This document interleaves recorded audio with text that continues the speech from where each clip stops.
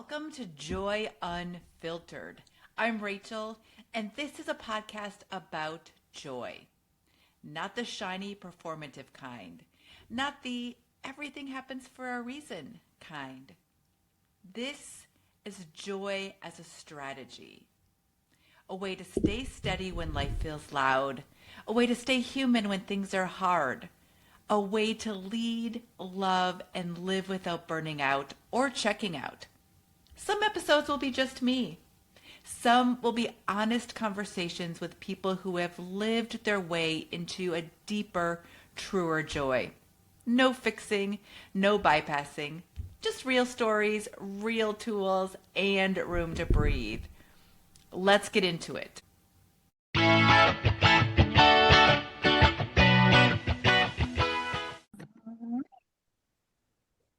Welcome to another episode of Joy Unfiltered. I am Rachel, your host, and you are going to be I am excited. So you are going to be excited as well about who I have on today. Her name is Jennifer. So let me tell you a little bit about Jennifer, and then I'll have her tell you a little bit more as well. But Jennifer Grove is a nervous system whisperer, which I love that, and a venting coach who helps high functioning, emotionally exhausted women soften, release stress, and come back to themselves. How beautiful. Through breathwork, EFT tapping, somatic tools, and honest emotional release. Jennifer creates spaces where women stop performing, quote unquote, fine, and start feeling safe in their own bodies again. She's also the host of the podcast Getting in the Groove, Getting in the Grove. Sorry, that is my fault. Getting in the Grove, that makes sense, where she shares real life nervous system support, self-care that actually heals, and the courage to feel fine what's been buried. And I love all of that. So welcome, Jennifer. Thank you for having me. I'm so excited to be here, Rachel. Yes, absolutely. Well, let's start. And we were chatting a little bit before we actually pressed record. You're in Charleston, South Carolina. I am in St. Paul, Minnesota. So we were chatting a little bit. I'm a little jealous that it's warmer there, but would love to know, is that where you're from originally? No, actually, I'm not. I'm a military brat, so I've traveled around the country numerous times. I'm originally from Texas. We were also chatting about that. Many of you know that I just spent the last couple of years in Austin, and now I'm back, Austin, Texas. Now I'm back in Minnesota. So, okay, where in Texas? A little town called Alvin. So it's right outside of Houston. Okay. Yeah. All right. And now how long have you been in South Carolina, in Charleston? Oh, I've been actually in South Carolina off and on, probably, I would say my very first visit here was at the age of 10. Okay. So I know we had talked, before we hit record that you'd been to Charleston and you liked it. Yeah. And that pull back, you went back to Minnesota because there was this pull happens every time I leave Charleston. It may be 6 months, it may be 5 years, but it always brings me back. There are just places, right? There are places. I keep trying to tell the universe that my soul actually feels best by the Pacific Ocean in California. So I'm putting it out there, but for some reason, the universe keeps bringing me back to Minnesota for now. Right. They're like, hold on, wait a minute. You're not done yet. Yeah, right. I'm not done. Yeah, you're not done yet. Yet is my word. Right. Oh my goodness. Okay, I love, and I just have to read it again. A nervous system whisperer. Mm-hmm. Love it. So talk to me, and maybe we start origin story. So maybe you start a little bit before that, but then how does one become a nervous system whisperer? I need to know this.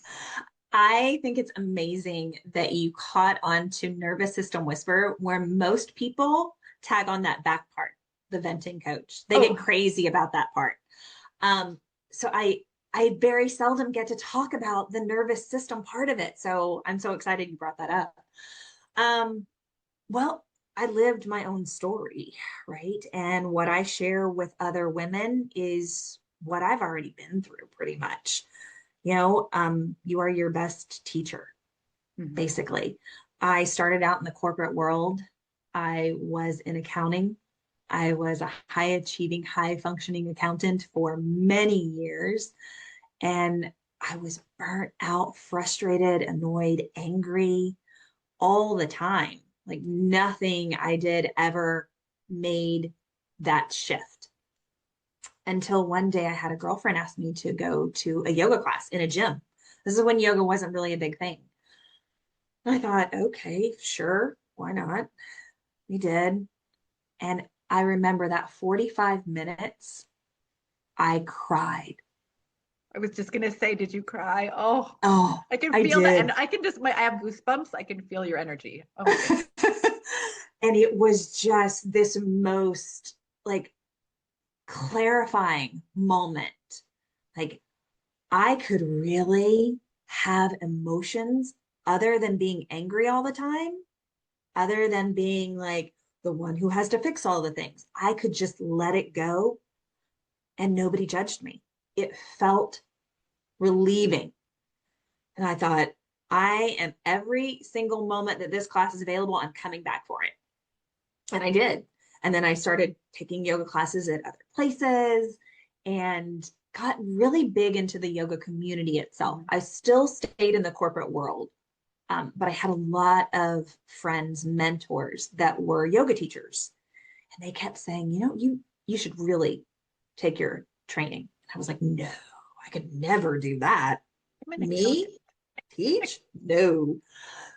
And finally, they wore me down so much that I said, you know what? Okay, I will. I'll try it. And I don't know how many times I almost quit teacher training, which I think that is a big thing that we don't talk about enough in the yoga community is that when people go through yoga teacher training, it's not rainbows and sunshine. There's a lot of stuff that comes up and you want to quit all the time.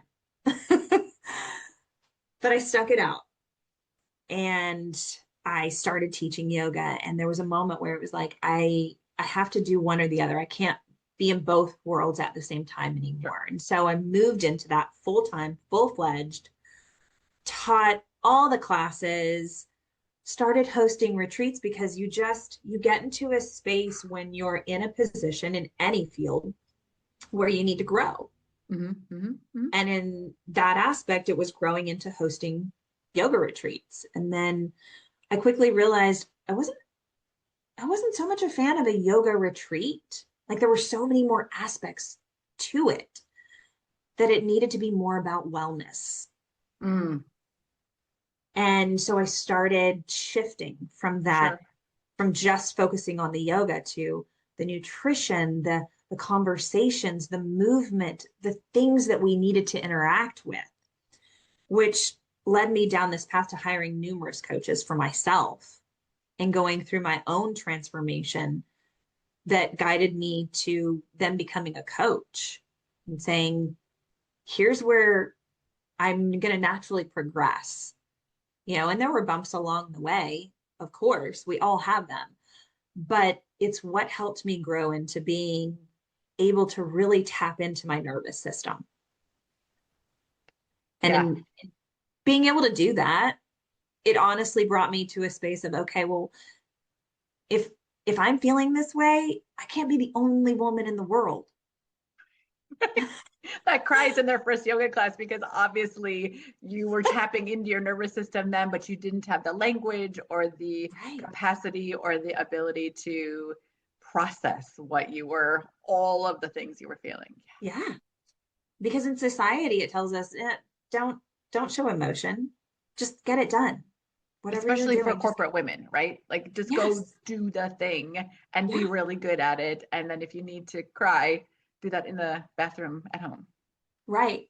Don't bring it here. Yeah. Yeah.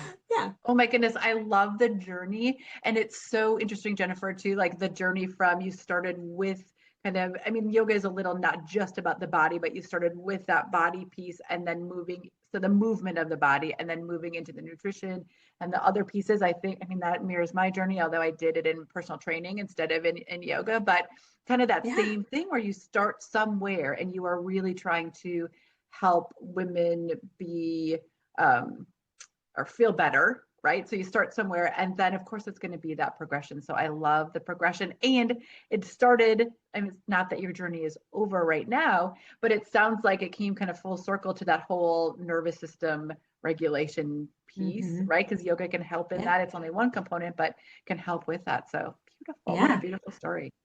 Thank you. I love that. Okay. So let's, because as I said before we started to, I am a big fan and I'm all about this EFT tapping. Okay. So one, how does it work? Because I am into all the woo-woo things. Believe me, I'm into the woo-woo stuff. It took me a really long time to try it. I tried it last year and I was like, what tapping myself in the head, how is that going to help me?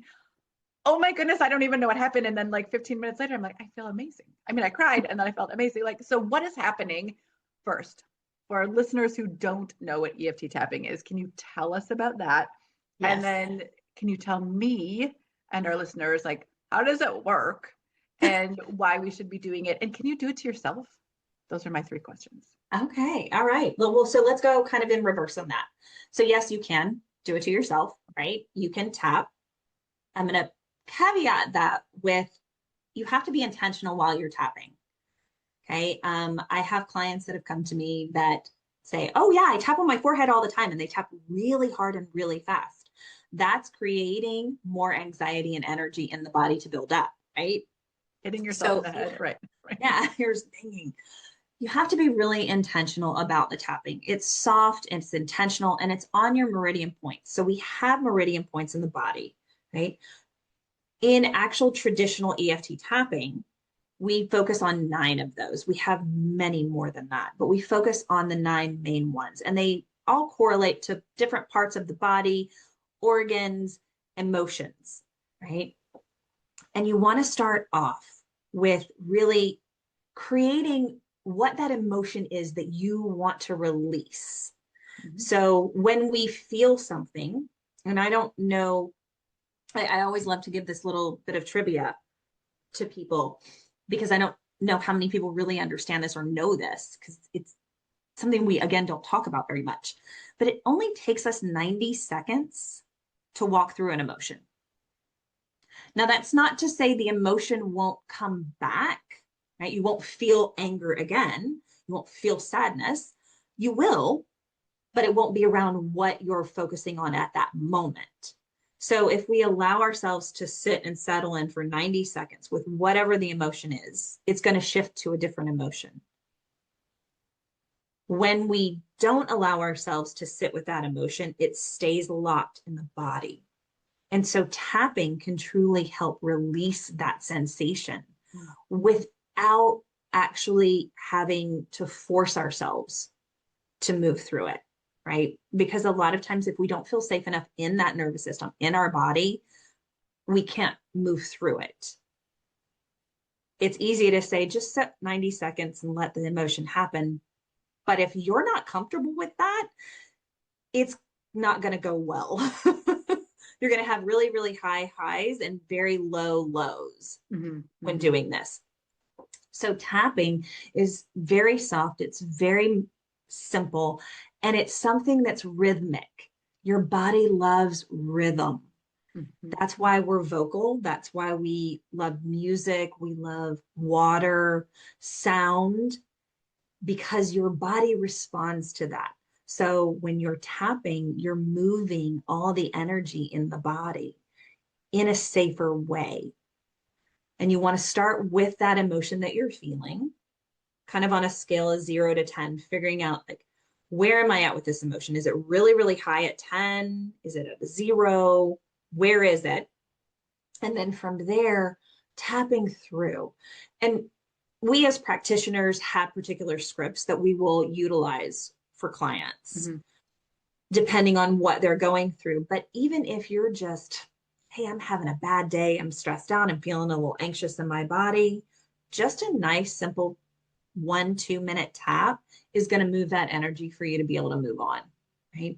I love to kind of equate it to when you're riding in your car and you're frustrated because of traffic. If you can just start tapping, you're going to calm down. You're gonna be like, yeah, that traffic, it's nothing.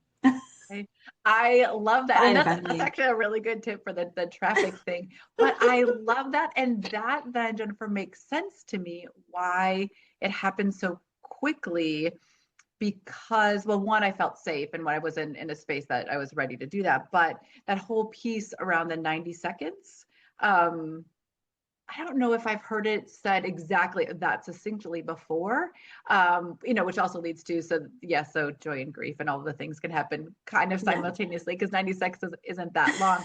But to be feeling safe and helping that energy move within 90 seconds, yeah, so that makes sense. I love EFT tapping even more, even more. That's awesome. That's awesome. So, okay, how did you come to call yourself a nervous system whisperer?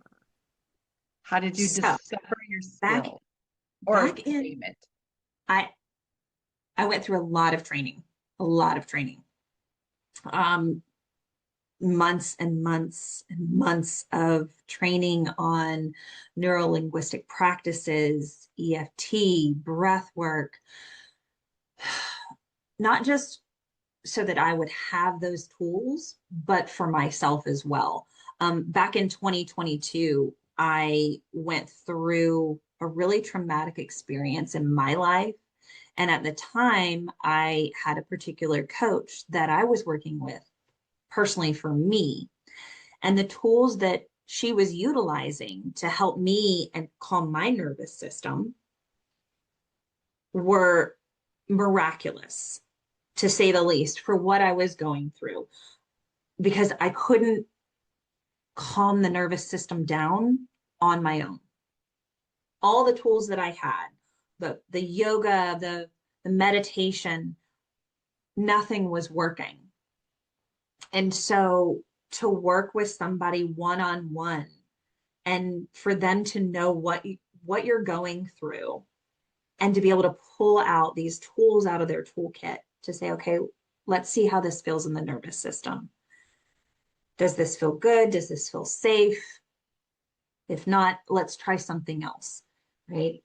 So I worked with her for, like I said, months. It was actually probably 18 to 22 months. I worked with her personally and then professionally, going through and getting these certifications, which was all about the nervous system. Everything was brought back to the nervous system itself. Because when we don't feel safe in our body, that's our nervous system telling us there's something wrong. And it's not a bad thing, it's just giving us feedback. Yeah, yes. So can we even step back just maybe two or three steps? So this Okay. whole thing about nervous system regulation, all of it feels a little bit buzzwordy now, which I love it. And it's not a buzzword. I know you're not using it in that way, but it feels like that it's having its moment, just like Mm. Brussels sprouts or cauliflower or something, right? But when we talk about that, or when you talk about that as a professional, let's walk through what is our nervous system? What does it do for us? What are we talking about when we talk about nervous system regulation? And even when you say you feel safe in your body, for people that some people are going to be rolling their eyes thinking, oh, that sounds woo woo. What do you mean feeling safe in my body? Like, it's my body. I'm not scared of it. So just to break it down a little bit so that it feels very, because I'm on your same page, but so it feels very just black and white because Yeah. this stuff can sound woo woo. And I talk about joy, and people are like, oh, that's silly and it's fluffy and it's that, but it's really not, right? This is backed by science. So let's start at the beginning piece of this and um, I would love for you to define what you mean when you talk about the nervous system and then nervous system regulation. Okay. So all those are absolutely amazing. I love this because we're going to nerd out now. Yeah, I mean, it's a little bit nerding out, but I also think it's about like how do we demystify it, right? So Right. how do we make it really simple to say this? Yes, it's not just the stuff that yoga teachers talk about, or whatever. It's that this is just our bodies, and this is just how our bodies and our brains and the chemicals in our body work, Right. right? So we just need to simplify it. So and Right. define it. I love the fact that like you want to break it down so that it is something that's really easy to talk about, because you're right, it does sound woo woo. And I have heard nervous system so many times now. I'm like, when did it become popular all of a sudden? It is. Right? It's like again, it's having its moment, which Yeah, it really whatever it is. is. It Cauliflower was really always is. there too, but it had its moment. But your nervous system is your central system. It's very easily defined. It's your nerves. It's all the tissue. It's the fascia that's around your muscles, your ligaments. Like it is the core of what you are. If we were to, just slice open a mummy, and I love to use this kind of analogy, and we're not around Halloween at the moment, but it would go really well with that, is that think about us standing, right? Or sitting. We don't think about how we sit, how we stand. We just know that we can. But if you were to cut us open and remove the fascia tissue that's around the ligaments and the muscles, we'd be a blob on the floor. It's kind of like a mummy, right? They're all compacted in, but if you cut it open, it falls apart, right? That's your nervous system, the center of your being. It connects everything. It helps you think clearly, or it can also help you figure out how to run away from something and not think at all, right? The moments where we get really anxious and angry, our nervous system has then gone into overdrive. It's shut down a little bit. It's no longer giving blood to the brain. It's giving it to your extremities, your hands, your feet, your legs, right? It's helping you to run. So when we get angry about something, a lot of times, if we notice when we're angry, we don't say things that are very coherent, right? We get really frustrated and things will come out. And we're like, I don't even remember saying that. It's because your nervous system went into overdrive and started to protect you because it thought you were going to be eaten by a lion, a tiger, or a bear. Right. Right. So it's very important that we pay attention to what's inside of our body, not so much the exterior. We have limbs. Yes, we know we need to wash our bodies. We need to brush our teeth. We need to brush our hair, right? But we don't really focus a lot of times on what's internal, the things that we cannot see. And that's our nervous system. And our nervous system is in an alerted state, or even when it's not alerted, it's more in the freeze state, or what I like to think of as fawn, where we just don't respond to anything, Mm-hmm. right? Mm-hmm. That means that the extremities aren't working properly. That means our organs are not doing their job. So when we're sick and we have to go to the doctor, our nervous system is the first thing that informs us, like, hey, something's not right in our body. Mm-hmm. Mm-hmm. We think or sometimes we don't think about those things. We just say, well, I've got a cold again, I need to go to the doctor. Well, where's that cold coming from? If we were to stop and think, what happened? Because sometimes a cold is just a cold, but sometimes when we have chronic colds, it's because something in our lives is affecting our nervous system, right? Are we taking care of our body and not just bathing ourselves, but are we focusing on the internal Mm-hmm. system? Mm-hmm. Mm-hmm. That internal system is what starts the body. It's what wakes us up in the morning. It's what helps us go to sleep at night.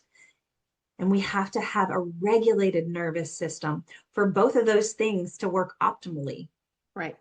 Right. I love that. And I love the fact that, and you're getting to that or alluding to that as well, is that we have choice or agency over our nervous system. And there Mhm. are things that we can do to help. that's getting into the regulation piece of it, that we can help to regulate that. Mm-hmm. Right? I mean, and that's what I'm assuming you do then with the women that you work with, is that you give them ideas or give them coaching about Mm-hmm. here. I mean, you do other things as well, but one of the things that you're doing is that giving them, once they notice it, that giving them then the tools and the ability to regulate that nervous Mm-hmm. system. I mean, I love that. The one thing that I had written down, and we can get to that a little bit too, is that you talked about when we are in that flight, fight, or flight, is that the blood flow goes to our extremities so that we can run, and it goes away from our brains, and so we have less choices. So of course we are less able to experience joy as well, right? Because Right. we don't have the choices, because we don't even have enough blood in our brain to think anything besides get Right. out, right? Get out. Yeah, Exactly. And yeah. the joy part, I love what you brought up. We can't even think about joy. How many times have you talked to somebody about joy and they couldn't come up with a moment that they could remember they had joy? Right. Yeah. I mean, right. So practicing the noticing of that, and that's probably one of the tools that you use with the women that you coach as well. You know, I talk to people all the time about, okay, let's start super small then. Like, did you have a delicious cup of coffee this morning? Did your Right. car start? I mean, I don't know. Like, what are the really small things? Because once we start to notice those things, our attention goes where energy flows, right? So that if we are Yeah. noticing those things, we will continue to notice more and more, and our brain will start to search that out. And right, then the chemical stuff, we lower inflammation, we lower, our cortisol, we lower all those other things. So in a sense, we are regulating our nervous system by noticing joy, right? We are 100%, because just like you said, where our attention is what we start to focus on. Think of, so I love analogies. Analogies kind of help us to understand a little bit better Yeah. of what we're talking about, right? When we buy a car, we start to see that exact same car. We may have never seen it before, but we see it everywhere now because that's what we were focusing on. So if we were to focus on being joyful, then we're going to see more joy in the world around Right. us, And it's which not that then there in was turn is going to give us more. more joy. Yeah, right. I mean, that there's not, just with your car analogy, and I totally interrupted you, but it's not that No, there's you're fine. more red cars on the road. There are the No. same number of red cars on the road. You're just noticing them. So there is the same amount of joy Mhm. in the world. We then just get to notice it if we practice. It's just like any other habit.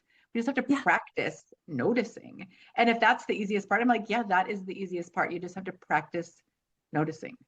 But it is also the hardest part, especially in the society we live in, because we have the ability to have all of social media at our fingertips. So we get to see all the things that are vying for our attention 24/7. And we've deemed those things more important than what we actually live in, Mm, our yeah. own body, right? How many times do all of us, I catch myself doing it as well. I'll get to that when, right? Insert whatever. I'll get to myself when it's Right. just, we have to retrain. Like you said, we have to retrain ourselves to focus on what's actually important. And I think a big thing is that I love to like just go home with this for people. You are your most important person in your life. 100%. It does. I get that you have a spouse. I get that you have children, you have family, but you are your most important person. And when you figure that out and really start paying attention to that, then everything else around you starts to get easier, right? Because you start to shift internally, which allows everybody else to shift with you. They can't do it until you do. You have to I lead by love that. example. Yeah, I love that. I joke with women, especially when I was doing, and this isn't joking, but talking to women about, okay, when I was doing more of the wellness piece of it, about, okay, we need to figure out, we all have the same amount of time, but we also need to figure out how you're going to move your body. One of the things that you're just going to do, you don't have to do it overnight. You don't have to like change all your habits tomorrow, but let's figure out where. And, you know, the best way probably is putting it on the calendar, right? So you put it on the calendar, and then I will get the comment sometimes, well, I don't have the time, right? Or I list, put myself on the list. Like it's not even, I'm not even on the list. I'm not even on the calendar. I'm like, yes, right? Yeah, Yes, I believe you. And to your point, and you need to be. And you need to not just exactly. be like at the bottom of the list, the to-do Mhm. list. You need to put yourself at the top, right? Yes. For all the same reasons that you're saying. And you're right. I think joy is a it's not easy. It's simple, Hmm. but it's not easy. And we Yeah. do have to retrain our brains. And I think the other thing, and this maybe goes back to what you said too, just about that we go through emotions, we can go through emotions within 90 seconds, is that that allows us the ability to say, even when life is awful, and I'll say, Mhm. and I don't want to, that there are lots of awful things that are happening right now, and I'm in Minnesota, and I will just say it's hard. Life is hard, Yeah. but that doesn't mean that those joyful things, the sunrise still happens in the morning and you can still notice. I know it's negative 21 like it was the other day, but that means the sunrise is even more beautiful in the morning. So it's those things where that it's not an either or, it can be a both and. Yes. It can be a both and that's okay. And if it is the both and, getting back to your nervous system regulation, the more we practice joy, the more we are able to regulate our nervous system. It's one of the tools. Yes. So if you think about those tools, I'm sure EFT tapping is one of those things. And you also said, putting yourself first. What are some of the things that you coach women? What are some tips maybe that our listeners can use? Because I like to also give people practical things. Great to nerd out, but what are things that people can do that are listening? Breathe intentionally. Such a big thing. We breathe, right? We don't have to tell our body to breathe. It automatically does. But are we breathing shallow? Are we breathing down deep into our diaphragm? 90% of us are not, right? Because we're hurrying on to the next thing. We're so busy. Okay, we've marked off this off of our to-do list. We're on to the next thing. Oh my gosh, I forgot to eat today, right? Breathe intentionally. Place a hand on the heart, one on the belly. Feel your breath. Count your breath. 4 in, hold for 2, and 6 out. That right there is going to drop into your nervous system and say, okay, right now we're safe and we're in the present moment. Because when we're bracing, when we're worried to move on, it's about the future. It's not about what's happening right now. It's about, well, what could happen? Like the email I might be getting, right? Who knows? But you might not. So we start to brace. So the nervous system starts to go into overdrive. So then we start to freak out. So then we stop breathing as well as we can, right? So just stopping, breathing intentionally, looking around the room and looking around the room and naming something, right? Like 3 things, 3 to 4 things that are neutral. So you wouldn't look at a picture of a family member because that is an emotional tie. You'd Mm-hmm. look at something very neutral to bring you back to the present moment, to say to your nervous system, I'm here. I'm not there. I'm here. I love that. And I love that. Well, the first thing, what you said about breathing, is that you can do it anywhere. Nobody knows. I mean, nobody knows you're taking 3 deep breaths, right?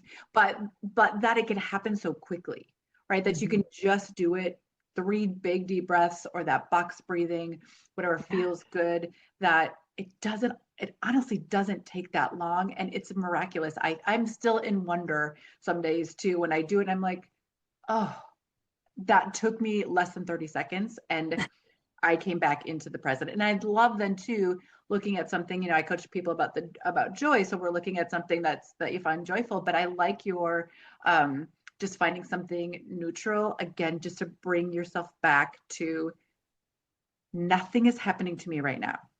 Mm-hmm. I mean, sometimes there is something, and so whatever, but nothing is happening to me right now. Right. I'm Yeah. having a conversation with Jennifer. Nothing is happening besides this. Right. I'm Right. not worried about whatever things if I can stay focused. So whatever you're doing to be able to stay focused. Total aside note. I was just listening to, do you ever listen to the Rich Roll podcast? No. Okay. So he had someone on, and I haven't listened to the whole thing about breathing. And Okay. I can't remember the guy's name, but he does research on breathing. And basically it's like, oh, we're all breathing wrong because we should all breathe just out of our nose. And he was talking to us about the whatever his name is, but he was talking about how actually our skulls are different and we have less capacity to breathe. I know Than exactly who you're talking about. it I'm was sorry, I interrupted you. fascinating. And I was like, how is he going to talk to me about 2 hours about why we're breathing wrong? But I'm like Is it, totally sucked into figuring out how to breathe. What's his is it name? Sanshin? Oh, Could be. I'll put it in search. the show notes for anybody who's listening. I'll find, and I can Yeah. reference that one as well. But it was fascinating. This is really kind of aside, but he was also talking about that our skulls have changed so much that is why we need braces. Because if you look at like centuries ago and you look at old skulls, everybody had straight teeth. But Mm-hmm. so it's not the reason why, but it's the evidence of that our skulls are changing and we don't have enough room for all the teeth we're supposed to have. And yeah, and we're breathing wrong. I was like, Yeah. what? Yeah. So I was actually going to share that that breathing technique, which it's so interesting because there are a lot of people, and I'm sure you've seen this like in the fitness industry where they say I'm not flexible, right? No, I can't do that. I'm not flexible. And I'm like, ha, no. And everyone is flexible. Everyone. You just have this guideline of how flexible you think you are. So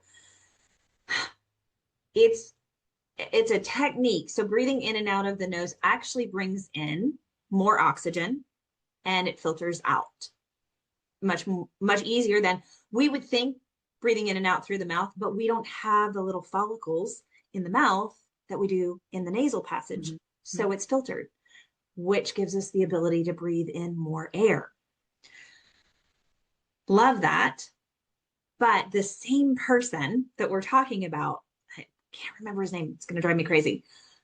He shared in a workshop I was in that putting your tongue at the roof of your mouth, right? And then folding over, like standing and folding down toward your toes, lengthens the back of your body because your tongue is directly correlated to the muscles in the back of the body. Evidence, I've seen it. If you're listening to this, you think it's weird, try it. That is fascinating because the thing that I had heard about that I had taken from him too, that whole tape on your mouth and all the things Oh, that, yes. Yeah. yes, Tape on your mouth. but also that breathing in and out of your nose does help regulate your nervous system. Mm-hmm. So when you are exercising, if you can breathe in and out of your nose rather than breathing in and out of your mouth, that then your body feels safer and you then can progress in your training faster. Which is the same thing as if you're having a panic attack. Sure. We become mouth breathers. Breathe in and out through the nose. It slows the nervous system down. Yeah. And I definitely, listeners, I will tag who that is since we both can't think of it right now. That's kind of an aside, but I don't even know how we got there, but it's so fast. It's all of this is All so about fascinating. So breathing. you were talking about breathing. So are there other techniques? So the breathing to calm your nervous system, the noticing of something neutral, then will also help us stay in the present. Are there other things that we can be doing that are quick like that can also help us kind of regulate Well, our we nervous touched system? on the tapping. Yes. That's something you can do very quickly. Could it look weird if you tap the top of your head? People worry about that, right? But that's fine. You can just tap your eyebrows. You can just tap the side of your eyes, and it looks natural. You're just tapping. You're just tapping. You don't even have to say anything. Another really big one is when we get in that space, we get anxious, we start to tense the body up. We physically tense the body. If you know, no, we're all the way up here. If you notice that you're tensing and that you start to have discomfort in the body, start to notice where that is.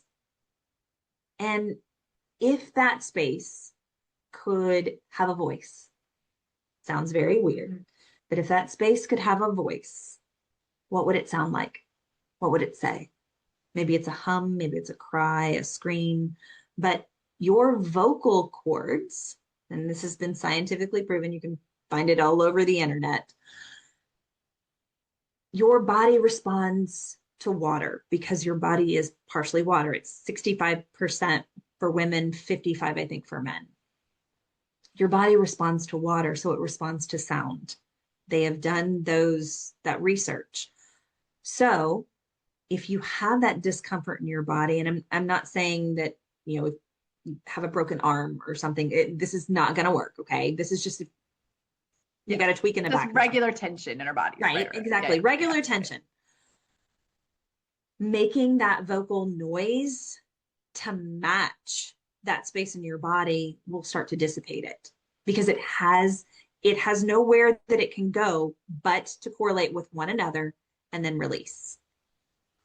I love that. I thought you were going to go somewhere more about how they do that, how you, like when you meditate and you do that vocal piece of it. I have never heard that, and I am fascinated. I'm going to go do some reading, but so let me just walk it back. So when you feel some tension in your body, to figure out or to think about what that sounds like wherever that is in your body.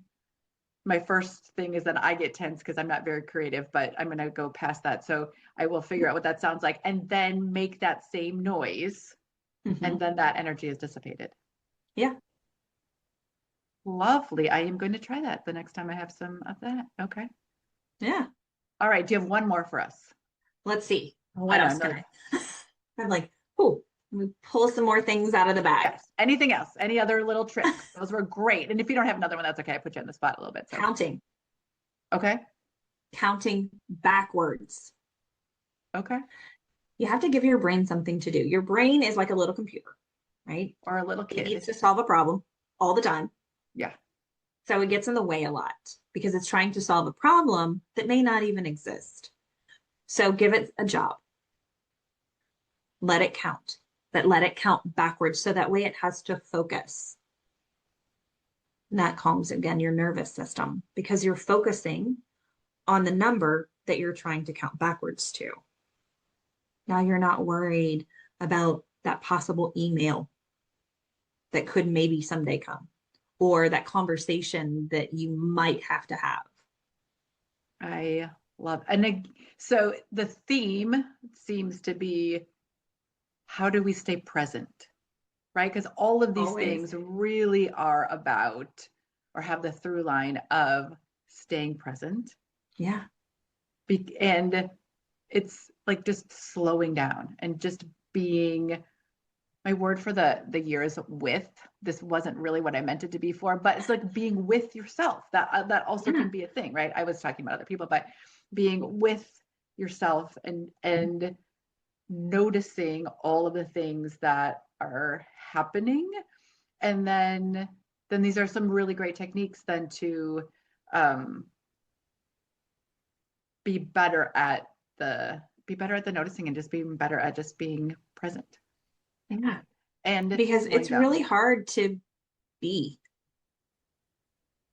This being thing, you're right, is hard, Jennifer. It really is. Just being is hard. Like, you want me to just be? Yeah. Just be. That's one of the things I walk my clients through. I have a 30-day program, and one of those days, it's to do absolutely nothing but be. Not on your phone, not reading a book, just be. It's like, I listened to some other thing too, and the guy was saying, just go out for an 8-hour walk. no, he was doing some other things, but just Ooh, like going without your phone, just like going yeah, out and just be, and it's kind of like that, right? Just going out yeah. for 8 hours and being. Be. So what else do you do? So that is a nice transition into how do you work with women? Sounds like you have a 30-day program. Like, what is it like to be your client? So I have two different avenues that I work through, right? If someone comes to me and they're like, I just have this one thing that I want to try to work through, it's like something simple and I just need somebody to talk to. They can book a one-on-one session, which is 2 hours. And from there, if they choose to do that again, that's great. I have a space for that. But my signature program is a 30-day program. It's called the Art of Well-Being. And it walks you through 30 plus days, because I love to overgive, of you really taking care of yourself, from peeling back the layers and really getting back to you without all the stuff. And that is a requirement to work with me one on one for my 3 or 6 months. I love that. So it's 30 days. And do they Mhm. get some of you one-on-one, or is it a group thing that Yes, they're doing during that 30 it's days? a one on one. Okay. Yeah. Okay. But they need to do that. And then after that, if they're thinking, oh my goodness, this is the best thing ever, but because 30 days is 30 days, right? Yeah. So then there is that possibility that they can continue that work with you. Yeah. I find that a lot of people will come to me with one concern. They're like, I want to fix this. X. Of And then course. It's after always that like, 30 okay, days, yeah. right, I want to fix this. After that 30 days, they come back and they're like, oh, well, that wasn't really the thing. I'm like, yeah. So I really feel like I want to kind of rename my 30-day program to like decluttering or clearing out the clutter, because that's essentially what is happening in those 30 days. You are clearing out the clutter. You are getting rid of the stuff that's been in your way so that you can then say, well, this right here is what I'd really like to focus on. The real stuff, right? Because that what they come Yeah. to you is just the manifestation of the stuff that's underneath, right? It's like what Yeah, it's the boils up to the surface surface. level. Same thing in wellness, right? My pants don't fit. Well, that Yeah. is not, yes, but that is not the actual thing that we're going to be working on. I know that, right? Yeah, yeah. Right. Oh, okay. I do have to ask because we didn't talk about it at all. Oh, But okay. talk to me then about the venting part. Like, what is Oh, okay. that like? Because that was also, I'm sorry, I glommed onto the beginning part, but you also have this other. So, what some people can No, just that's come and like totally, they kind of vent. go hand in hand. Because your nervous system is determined, like where your nervous system is at is determined by the emotion that you have. Sure. And a lot of times we're frustrated, we're upset, we are sad, we have all of these emotions and we don't know what to do with them. And so you come to me and you vent, you get it out. We practice, we talk, we move that energy, which that energy piece is the nervous system. So they kind of go hand in hand. I love it. I love it. So before I let you go, though, I do need to ask. So Okay. this podcast is about joy. Oh, So yeah. what is bringing you joy in your life these days? Ooh, You don't have to right pick just now, one thing, or you can pick one thing. I feel like there's so many things that bring me joy. My schedule brings me joy. My pet brings me joy. My home brings me joy. And it's going to sound funny, but me just being brings me the most joy. When I can just be, I'm not on my phone, I'm not on my computer, I'm just in the moment, gives me the most joy I could ever ask for. I love that. What a great answer. So I will put it in the show notes, but where can people get a hold of you? Where can they find you? I am all over social media at J Grove Wellness, which is also my website, jgrovewellness.com. And as you mentioned earlier at the very beginning, I have a podcast. It's called Getting in the Grove. I love it. Well, thank you so much for being here. I loved being able to nerd out with you a little bit about the nervous system and all the things, but I also appreciate the really practical way that you explained it, but then the practical tips that people can just go up, they can use right now, even if you're wherever you're listening, in your car, at home, on a walk. everybody can take a couple big deep breaths. So Yes. center yourself, be present. And I'm taking away to noticing just something neutral to make Mm. myself be in that present. So thank you so much for being here. Thank you, listeners. Again, Rachel from Joy Unfiltered, I appreciate you. And remember, from my heart to yours, I am celebrating you today and every day. So have fun, live well, enjoy.